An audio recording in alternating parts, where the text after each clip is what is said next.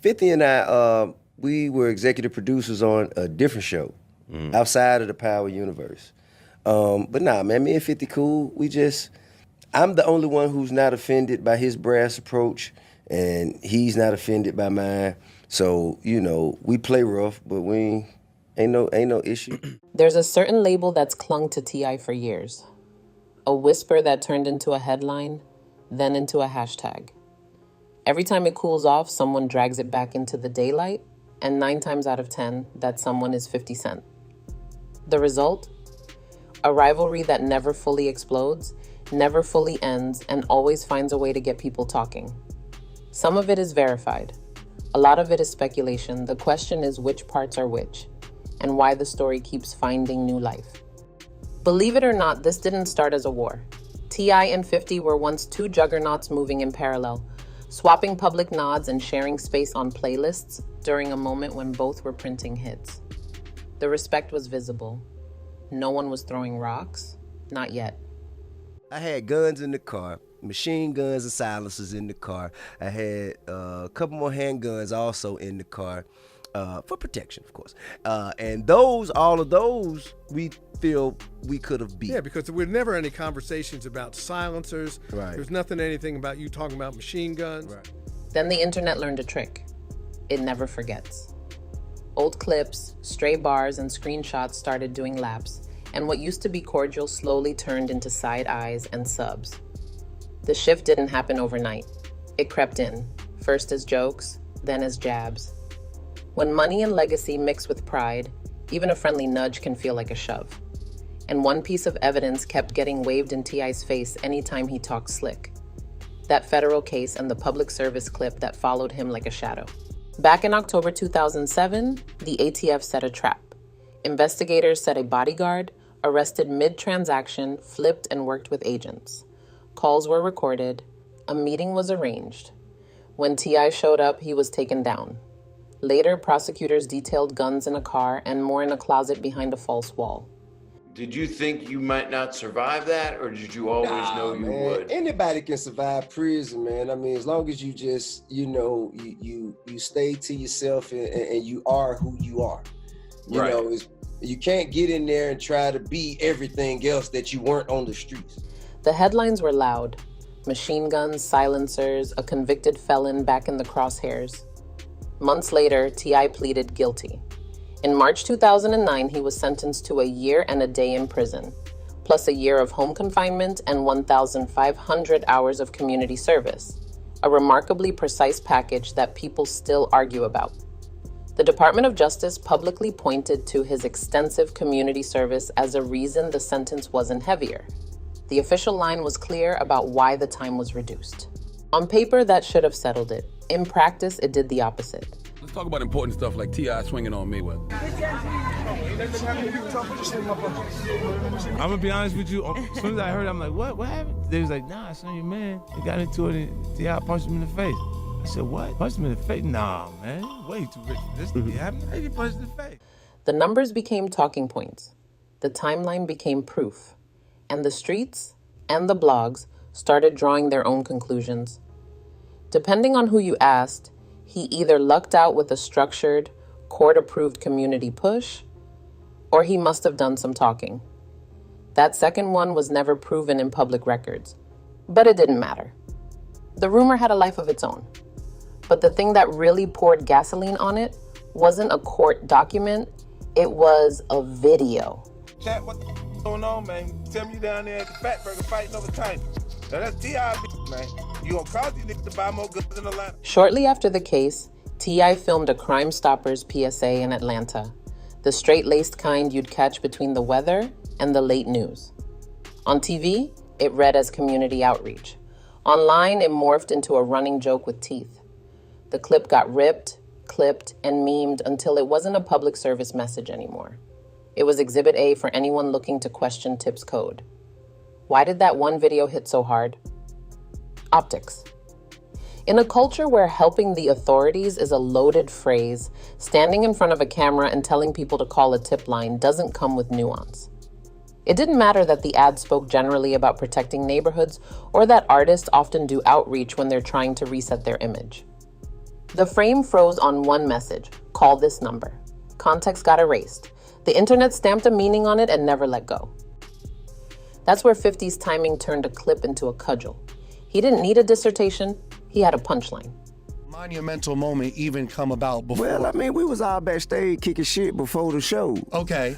You know what I'm saying? And it wasn't really never no pressure, you know, it wasn't nothing but some love. It wasn't like No, no smoke. it wasn't no like no forceful entry or no shit. G Unit's 2008 You So Tough dropped the bar. Get knocked with 10 machine guns, only get 12 months. And fans did the math on their own.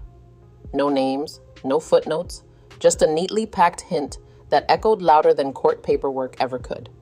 From then on, anytime Tip talked tough or took aim at the East Coast, someone hit replay on the PSA, slapped the lyric in the caption, and the comments did the rest. There's another layer people don't admit out loud. The PSA gave everyone a visual.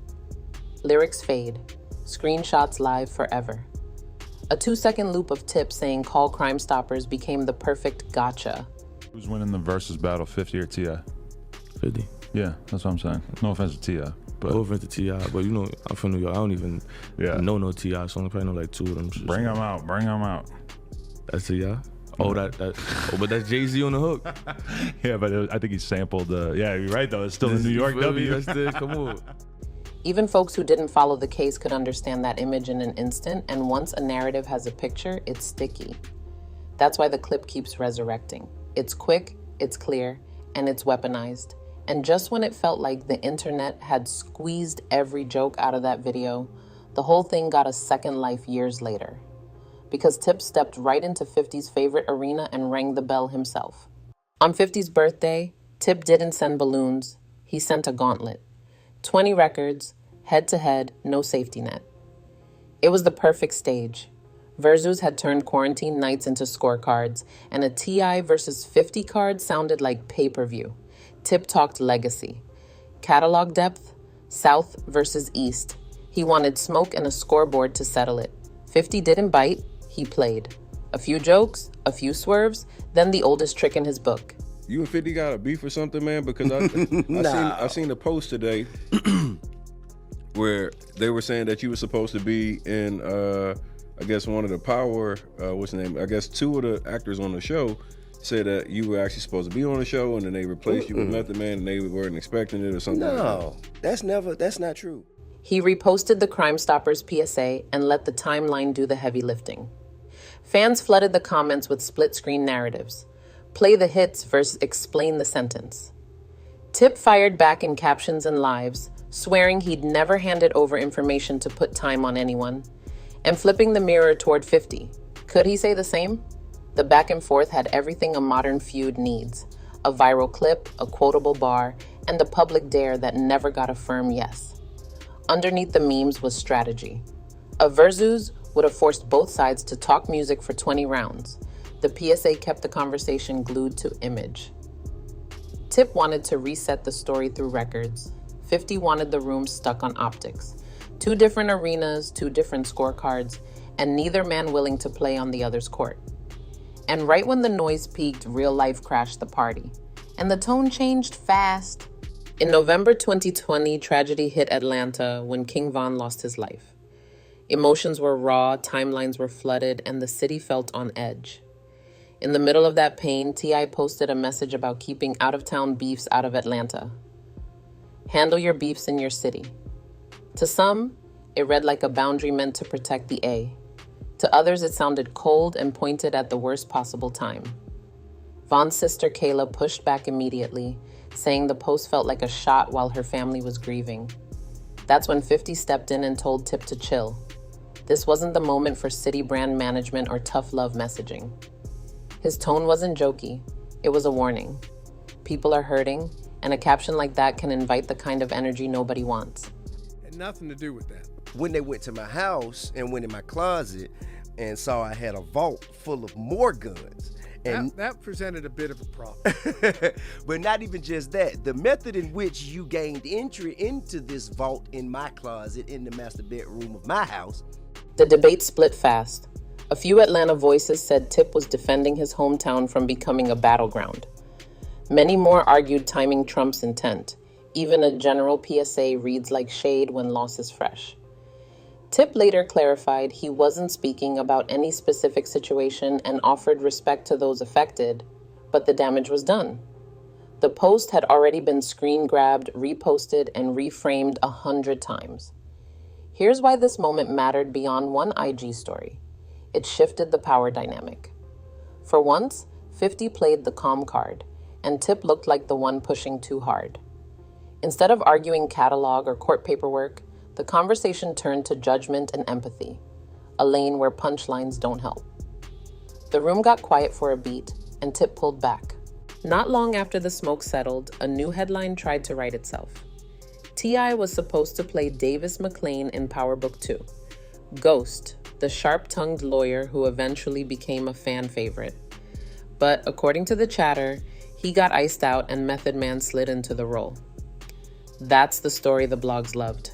The receipts?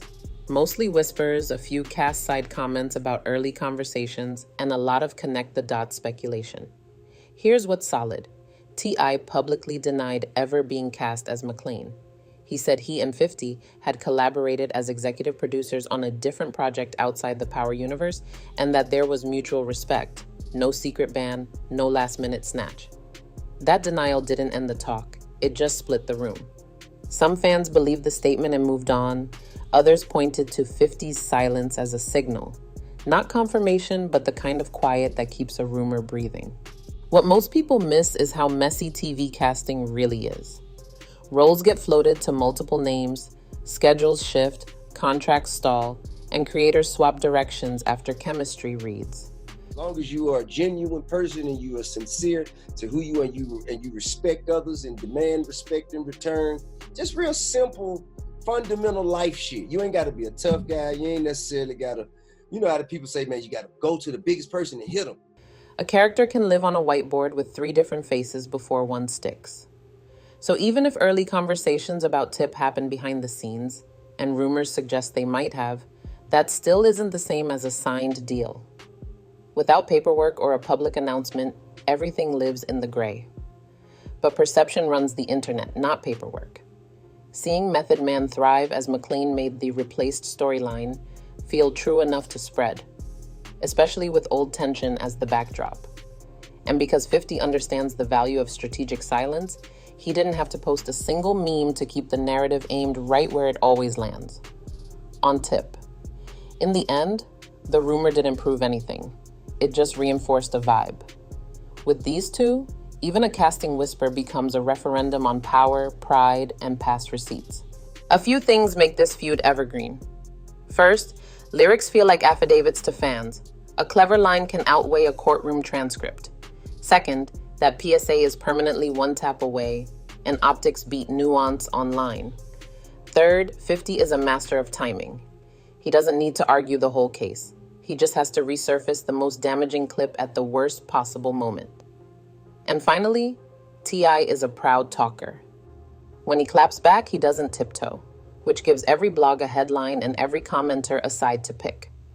Here's the tension point. Officially, the DOJ credited community service for the lighter sentence. Unofficially, rumors suggest there had to be more to it. Those two ideas can sit in the same room without agreeing. And that gap is where the internet lives. So where does that leave things now? Today, there's no signed peace treaty, but there's no active fire either.